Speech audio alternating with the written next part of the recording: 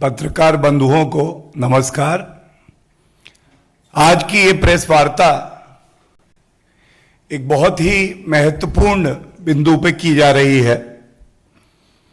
आप सभी लोगों को ज्ञात होगा कि कलकत्ता हाईकोर्ट ने जो पश्चिम बंगाल में चुनाव के परिणाम आने के बाद हिंसा हुई थी, उस पे एक अहम फैसला दिया है। ये जो फैसला है, ये 5 न्यायाधीशों की खंडपीठ ने दिया है। ये इसलिए और महत्वपूर्ण हो जाता है। और इसमें एक विशेष बात और भी है कि 5 जजेस ने कलकत्ता हाईकोर्ट के एक मत से कहा है कि जो निर्दोष नागरिक पश्चिम बंगाल के जिन्होंने उत्पीड़न सहा, जिनके परिवारजनों को मार दिया गया, वो महिला जिन्होंने अपनी अस्मिता खोई है, उनको इंसाफ मिलना चाहिए। और ये इंसाफ एक निष्पक्ष जांच के बाद ही संभव है। और इसीलिए 5 न्यायाधीशों ने यह फैसला किया है, जितने भी प्रकरण हुए हैं हत्या को लेके, महिलाओं के खिलाफ जो हिंसा हुई है, दुराचार के मामले हैं, उसमें सीबीआई जांच आवश्यक हो जाती है। जो अहम बिंदु हैं वो मैं आपके समक्ष अभी रखूंगा, लेकिन ये फैसला इतना अहम है कि कुछ अहम बातें मैं आपके समक्ष दोहरा रहा हूं। ये 5 न्यायाधीशों की खंडपीठ थी। 5 ने एक मत से कहा है कि सीबीआई जांच की आवश्यकता है। और तीसरा अहम बिंदु यह है कि ये जो जांच है, हत्या के मामले जो हुए हैं पश्चिम बंगाल में, जो दुराचार के मामले हैं और जो आपराधिक कृत्य हैं महिलाओं के खिलाफ, ये सीबीआई जांच कोर्ट मॉनिटर्ड भी होगी, कोर्ट मॉनिटर्ड प्रोब।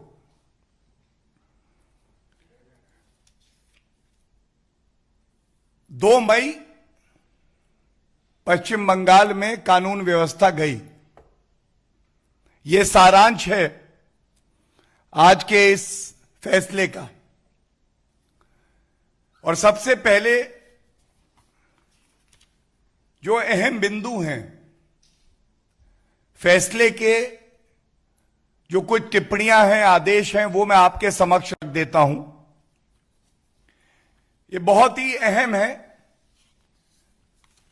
क्योंकि 2 मई की तारीख जब चुनाव के परिणाम आए, कोई भी जीते कोई भी हारे, कोई भी सत्ता में आए कोई भी विपक्ष में आए, लेकिन लोकतंत्र की जीत होने का अवसर था। It was a reason for celebration. It is unfortunate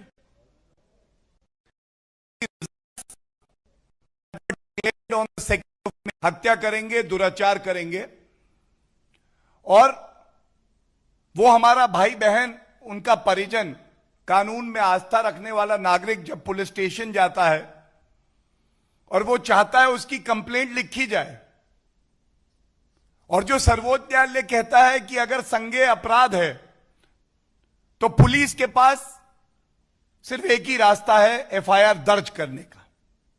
हत्या, दुराचार संगीन अपराध है। उनकी एफआईआर भी नहीं लिखी जाती है और साथ में उनको धमकाया जाता है। ये जजमेंट आज कहता है, ये आज हाईकोर्ट कहता है। number of cases of murder are sought to be claimed as natural death without recording FIRs and the investigations of cases as per procedure established by law. हत्या हो गई, हत्या का ये जो कृत्य है इसे आप नहीं रोक पाई। आप मुख्यमंत्री थी ममता बनर्जी जी, लेकिन जो इंसाफ दिलाने की आपकी जिम्मेदारी थी आप उसमें भी विफल रही। और ऐसा इसलिए है कि पश्चिम बंगाल वो प्रदेश बन गया है जहां वर्दी का इस्तेमाल किया जाता है अपनी राजनीतिक महत्वाकांक्षाओं की पूर्ति के लिए। वर्दी जनता की सबसे बड़ी रक्षक होती है। टैक्स पेयर के रुपए से वेतन मिलता है। संविधान को पालन करते हुए अपनी जिम्मेदारी का निर्वहन करने का उनका दायित्व है। लेकिन ममता बनर्जी के और ही मंसूबे थे। Number of persons are alleging that they were forced to leave their houses and villages and had not been able to come back because of threat. अगर आप ममता बनर्जी के समर्थक नहीं हैं तो आज उनकी कुंठित मानसिकता यह है कि आपको पश्चिम बंगाल में रहने का कोई हक नहीं। और जो अब मैं पढ़ने जा रहा हूं ये बड़ी ही पीड़ा से पढ़ रहा हूं। In number of cases pertaining to murder, rape and other crime against women, the cases are sought to be closed without registration of FIRs or no response given to the committee, apparently to favor the accused. बिना FIR दर्ज कराए मामले को रफा दफा कर दिया जाता है क्योंकि ममता बनर्जी अपराधियों के साथ खड़ा होना ज्यादा पसंद करती है। इसी तरह से और भी कई ऑब्जर्वेशंस हैं। जितनी बातें इस जजमेंट में आई हैं इसका संज्ञान लेने के बाद कलकत्ता हाईकोर्ट ने जो निर्देश दिए हैं वो मैं आपके समक्ष रख देता हूं। बहुत ही महत्वपूर्ण है। पहला निर्देश ये दिया है, all the cases where as per the report of the committee. ये कमिटी उच्च न्यायालय के आदेशों के बाद ही बनी थी। नेशनल ह्यूमन राइट कमीशन ने भी अपनी एक रिपोर्ट पेश करी थी और हाई कोर्ट ने कहा है the allegations are about murder of a person and crime against women regarding rape, attempt to rape shall be referred to CBI for investigation. The committee, NHRC, any other commission or authority and the state shall immediately hand over the entire record of the cases entrusted to the CBI for investigation. CBI जांच करेगी और जो सारा record है, जो evidence अभी तक इकट्ठा किया गया है, वो सब सीबीआई को दे दिया जाएगा। एक स्पेशल इन्वेस्टिगेशन टीम और बना दी गई है जो और हिंसा के मामले हैं, हत्या और महिलाओं के खिलाफ जो अपराध हुए उसके अलावा, तो वो भी प्रोब किए जाएंगे और सुप्रीम कोर्ट के रिटायर्ड जज के तत्वाधान में यह किया जाएगा।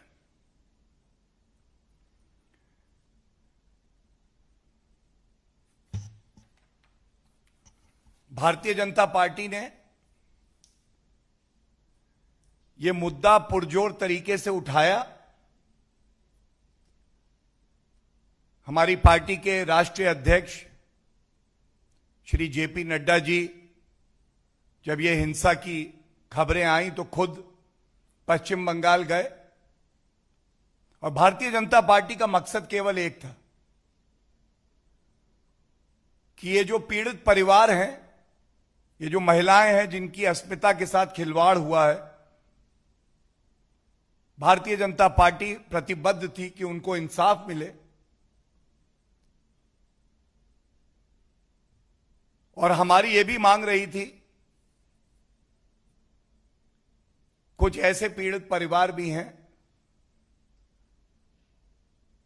जिनकी आर्थिक हालत बहुत मजबूत नहीं थी, तो उनको सहायता भी दी जाए। और मुझे ये कहना है कि आज पश्चिम बंगाल की कलकत्ता हाईकोर्ट ने इस बात को भी अपने आदेश में लिखा है कि ये जितने पीड़ित परिवार हैं उनको कॉम्पनसेशन दिया जाए। ये टाइम बाउंड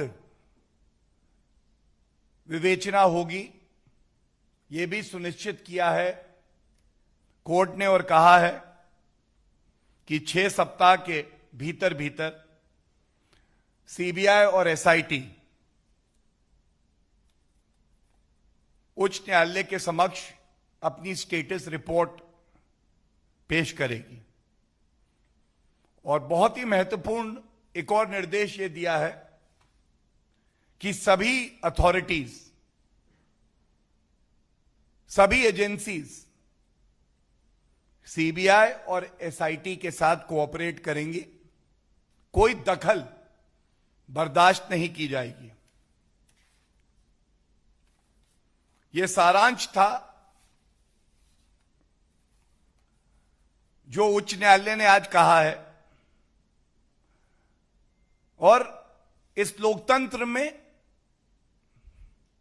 हमारे संविधान निर्माताओं ने हमें ऐसा संविधान दिया जिसमें कई स्तंभ होते हैं। भारी मन से यह कहूंगा, पहला दायित्व चुनी हुई सरकार का होता है कि वो अपने नागरिकों की रक्षा करे, उन्हें इंसाफ दिलाए। और यहां ममता बनर्जी विफल रही, फेल रही। उनको एक फेल्ड मुख्यमंत्री कहना गलत नहीं होगा। और पुनः न्यायपालिका ने दिखाया कि अगर कोई मुख्यमंत्री अपने संविधान की शपथ को भूल जाएगा, अराजक तत्वों के साथ खड़ा हो जाएगा, तो न्यायपालिका जरूर नागरिकों का सुरक्षा कवच बन के आगे आएगी। एक महत्वपूर्ण बिंदु यह भी है, जैसा मैंने पहले भी कहा, जैसे ही हिंसा की खबरें आई थी, हमारी पार्टी के अध्यक्ष श्री जेपी नड्डा जी तुरंत पश्चिम बंगाल गए थे। वहां पे उन्होंने बहनों के आंसू पोंछे, जो पीड़ित परिवार थे उनके साथ कंधे से कंधा मिला के खड़े रहे। और इससे सीख लेनी चाहिए और विपक्षी पार्टियों को भी कि ठीक है, आप सत्ता में नहीं है, लेकिन विपक्ष की भी एक बहुत बड़ी जिम्मेदारी होती है। भारतीय जनता पार्टी को बहुत बड़े वर्ग ने पश्चिम बंगाल में वोट दिया, एक बड़ी जिम्मेदारी दी विपक्ष की। और यह लोकतंत्र भारत का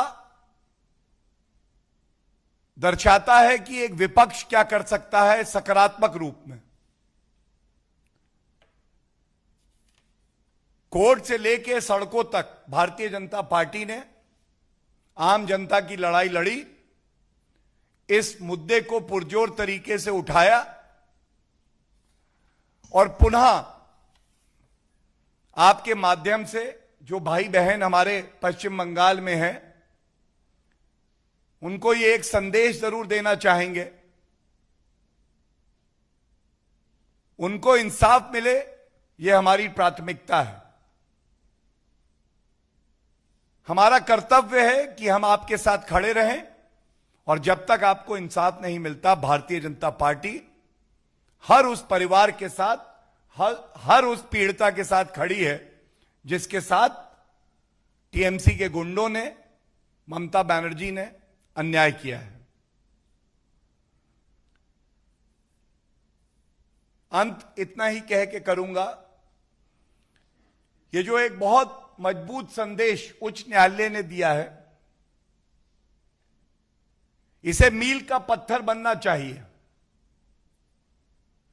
अराजकता की जगह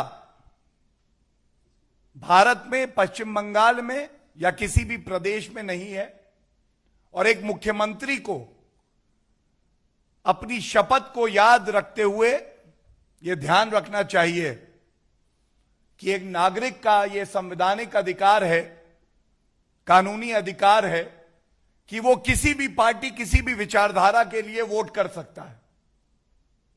और जब चुनाव जीत के आप मुख्यमंत्री बनते हैं, उसके बाद हर नागरिक की सुरक्षा की जिम्मेदारी वो मुख्यमंत्री की होती है, चाहे उसने आपके लिए वोट किया है या नहीं किया है। आत्मचिंतन का यह समय है और इस आशा से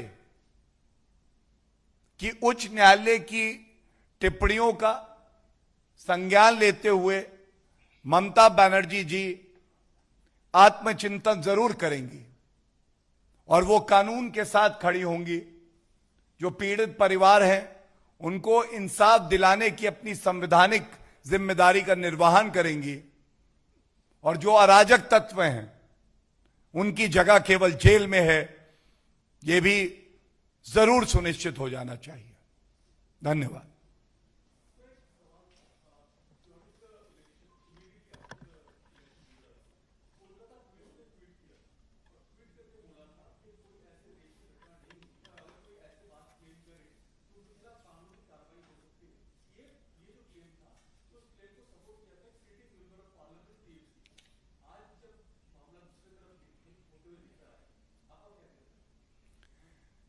देखिए, मैं इतना ही कहूंगा, आज ये मायने नहीं रखता कि टीएमसी के सांसद क्या कहते हैं, ममता बनर्जी जी क्या कहती हैं। जब कोई चुनी हुई सरकार अपने दायित्व का निर्वहन नहीं करती है, तो हमारे संविधान में ये व्यवस्था है कि नागरिक के मूल अधिकारों का अगर हनन हो तो वो पुलिस के पास जाएगा, कंप्लेंट देगा, उसके बाद एफआईआर रजिस्टर होगी और एक निष्पक्ष जांच होगी। लेकिन जो बातें मैंने आपके समक्ष रखी, यह स्पष्ट हो गया है एनएचआरसी की रिपोर्ट के बाद, उसका संज्ञान लेते हुए, उस पर अपनी मोहर लगाते हुए कलकत्ता हाईकोर्ट ने यह माना है कि ना कंप्लेंट ली जा रही थी, ना एफआईआर रजिस्टर हो रही थी। परिवारों को, पीड़िताओं को डराया जा रहा था मुकदमे वापस हो। यह भी बात स्पष्ट हो गई कि अपराधियों को संरक्षण कोई दे रहा था तो वो खुद सरकार थी। यह भी स्पष्ट हो गई कि प्रथम दृष्टया, बड़ी जिम्मेदारी से कह रहा हूं, प्रथम दृष्टया जो लोग आरोपी पाए गए हैं, subject to investigation by the SIT and the CBI, वो रूलिंग पार्टी के थे। और आज जब एक संवैधानिक संस्था उच्च न्यायालय ने बहुत गहराई से अध्ययन करने के बाद कुछ निर्देश दिए हैं, उसका सम्मान होना चाहिए। आज लॉ ऑफ द लैंड यही है। और मैं इतना ही कहूंगा, बहुत सी चीजें कानूनी प्रक्रिया से ठीक की जा सकती हैं, लेकिन उस महिला की अस्मिता वापस नहीं आएगी। जिस परिवार ने अपना परिजन खो दिया है, उसके प्राण वापस नहीं आएंगे। ये किसकी विफलता है? किसके मुंह पे ये कालक है? ये मुख्यमंत्री ममता बनर्जी के लिए आत्मचिंतन का समय है। धन्यवाद।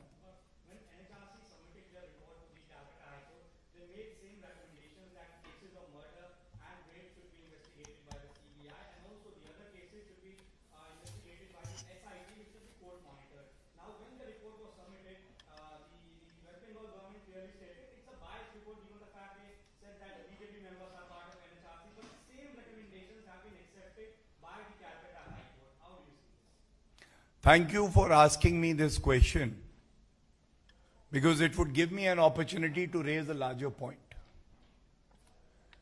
The citizens exercise their right to vote. They are biased. The Election Commission of India, if you lose, is biased. If you win, it's fine. The Honorable Supreme Court, which is still seized with the matters pertaining to post-poll violence in West Bengal, according to the TMC, is biased. 5 judges bench of the Calcutta High Court, which has taken cognizance of the in-depth report of the committee and gives a finding against the TMC government, is biased. The Prime Minister of the country, who is serving the people of the country and West Bengal, is biased. The Bharatiya Janata Party, which is raising the issues which concern the common people of West Bengal, is again biased. The question is, who do you trust? If you do not trust the constitutional authorities of the country, the judicial system of the country, the citizens of West Bengal, then you have no right to govern the state. Anyone else?